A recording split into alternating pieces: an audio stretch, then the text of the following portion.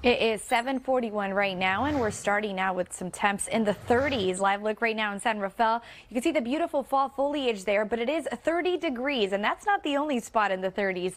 Take a look at your current temperatures across the Bay Area. San Jose, though, about 43 degrees. We are noticing a pretty significant change compared to the past 24 hours in areas like Novato and Fairfield.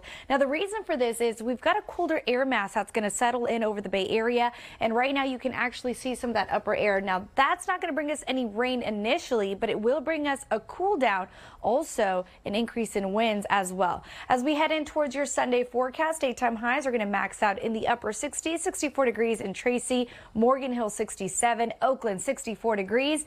And notice by Monday, I'm advancing that timestamp forward, we're going to only max out in the upper 50s, a couple of 60s through the interior, but then we cool off pretty fast into the overnight hours as that system passes through. What's going to happen is it's also going to kick up the winds. So depending on where you are, you'll definitely start to notice it for some of the higher elevation areas. Look at San Francisco, 20 plus miles per hour down through San Jose, Morgan Hill, and some of those peaks in through Santa Cruz and Ben Lomond as well, starting late tomorrow. Long range outlook right now. Let's talk about what this is showcasing, because I talked about that colder air mass moving in, but also take a look at this. We've got this low pressure system right now advancing that rain chance.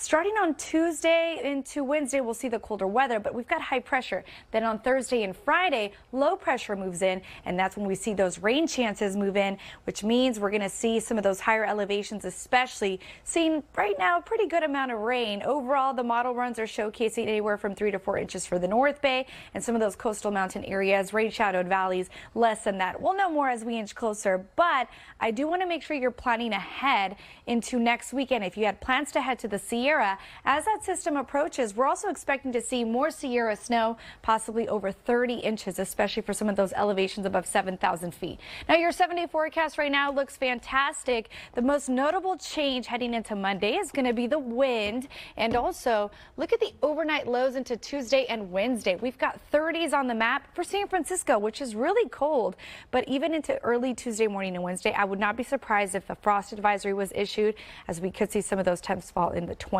below freezing. Brr. All right. Get those coats out. V&A, thanks so much. It is 7:40.